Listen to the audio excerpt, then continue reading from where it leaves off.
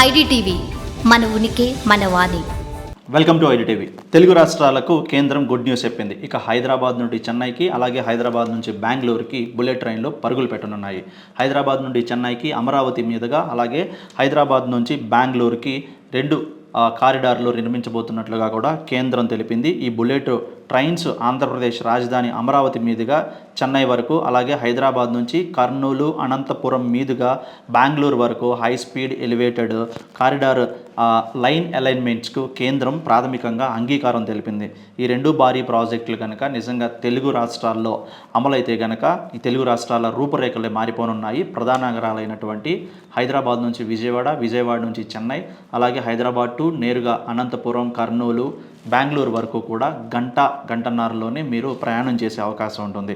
అంతేకాకుండా ఈ bullet trains ఈ నగరాల మధ్య ఇప్పటికే మెట్రో కారిడారు శాంక్షన్ అయినటువంటి ఈ ప్రధాన నగరాల్లో వాటితో సరిసమానంగా బుల్లెట్ ట్రైన్లను కూడా పట్టాలెక్కించనున్నదన్నమాట.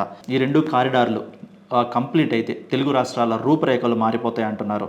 వీటిలో ఆంధ్రప్రదేశ్ మీదుగా హైదరాబాద్ నుంచి చెన్నై వరకు బెంగళూరు రెండు కారిడార్లు చోటు దక్కించుకున్నాయి.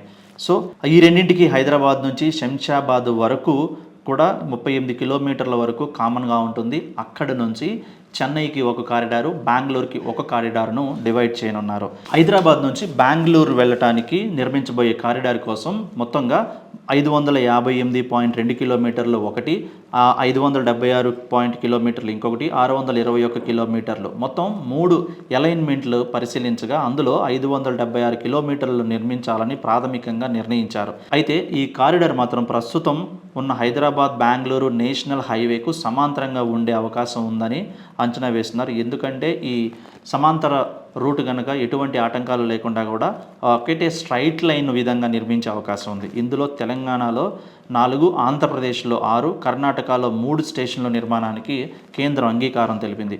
ఏపీలో కర్నూలు, డోన్, గుత్తి, అనంతపురం, దుద్దెబండ, హిందూపురం స్టేషన్లను నిర్మించనున్నారు. ఇక ట్రాక్ నిర్మాణం చూసుకుంటే టీజీలో 218, అంటే మన తెలంగాణలో వచ్చేసి 218 కిలోమీటర్లు, ఏపీలో వచ్చేసి 263 కిలోమీటర్లు, కర్ణాటకలో 94 కిలోమీటర్ల మేర ఈ నిర్మాణం జరగనుంది.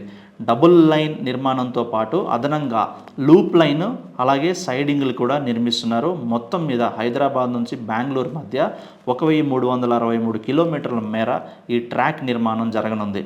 ఇక అదేవిధంగా హైదరాబాద్ నుంచి చెన్నై వెళ్ళే కారిడార్ విషయానికి వస్తే మొత్తం మీద 774 కిలోమీటర్లు, అలాగే 839 కిలోమీటర్లు, ఇంకొకటి 749 కిలోమీటర్లతో 3 అలైన్మెంట్లను పరిశీలించగా ఇందులో 774 కిలోమీటర్ల అలైన్మెంట్కు కేంద్రం ఆమోదం తెలిపింది. ఈ రూట్లో మొత్తం 15 స్టేషన్ల నిర్మాణం జరగనుంది. తెలంగాణలో 6, ఆంధ్రప్రదేశ్లో 8, తమిళనాడులో 1 స్టేషన్ నిర్మించబోతున్నారు. ఏపీలో అమరావతి, గుంటూరు, చీరాల, ఒంగోలు, కావలి, నెల్లూరు, నాయుడుపేట, తడా స్టేషన్లు ఏర్పాటు చేయబోతున్నారు. మొత్తం మీద 1419 కిలోమీటర్ల ట్రాక్ నిర్మాణం ప్రాథమికంగా ఉండగా ఇందులో తెలంగాణలో 236 కిలోమీటర్లు, ఏపీలో 448 కిలోమీటర్లు, తమిళనాడులో 59 కిలోమీటర్ల నిర్మాణం జరగనుంది.